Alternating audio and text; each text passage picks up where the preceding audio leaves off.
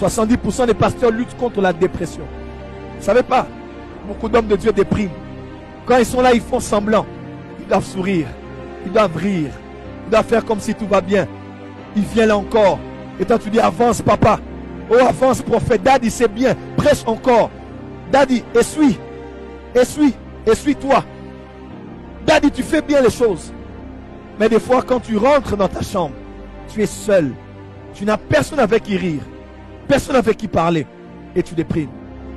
Et à peine tu veux dormir, quand on voit un screenshot de quelqu'un qui t'insulte. De quelqu'un avec qui tu as été la semaine dernière, qui a parlé mal de toi. Frère, vous ne savez pas ce que vivent les pasteurs.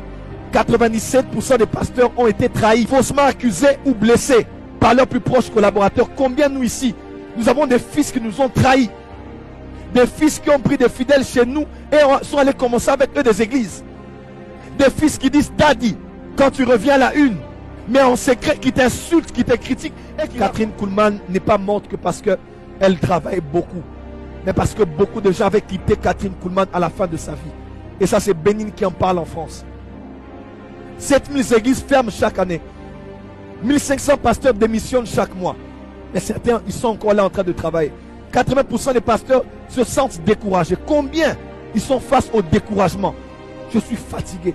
Nous, on voit des pasteurs qui viennent. Des fois, on ne vous dit toujours pas. Mais quand on se voit entre nous, man, I'm tired. I'm exhausted. Je suis fatigué. J'ai envie de laisser le ministère. Mais demain, tu le vois prêcher et tu sais qu'il fait semblant. Parce que nous faisons tous semblant. Mais on ne peut pas pleurer devant les gens.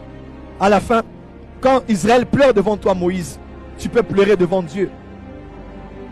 Mais quand toi tu pleureras devant qui? Si ce n'est pas devant Dieu. À la fin, tout leader est un homme seul. Et il n'a personne autour de lui. Des fois, même pas son conjoint ou bien sa conjointe.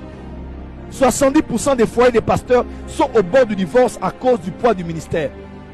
La femme aime Dieu, la femme aime son homme, mais c'est juste trop. Pas le temps pour les enfants. Pas le temps pour la femme. J'aime Dieu, mais je ne peux plus supporter ça.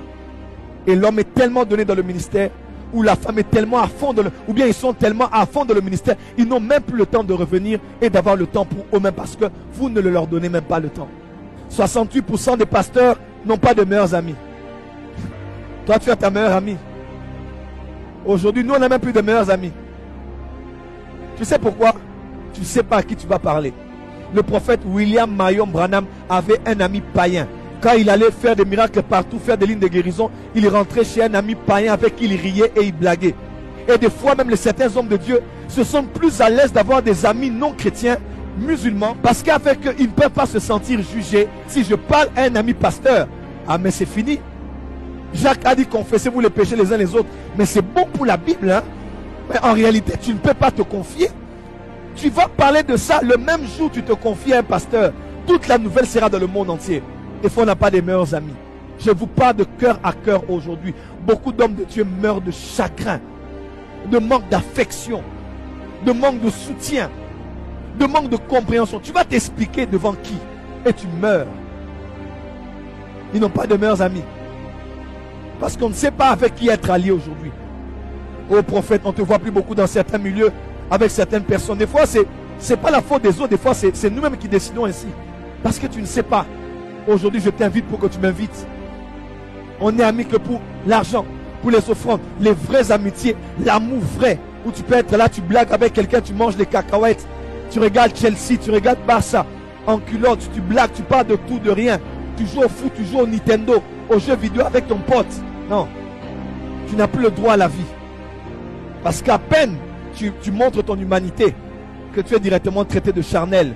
90% des pasteurs travaillent entre 55 à 75 heures par semaine. Alors que vous passez du temps à les applaudir ou les critiquer, vous n'avez aucune idée de ce que les hommes de Dieu vivent derrière la scène. Derrière les masques que nous avons quand nous venons travailler, il se cache beaucoup de larmes, de maladies, de blessures. Il faut nous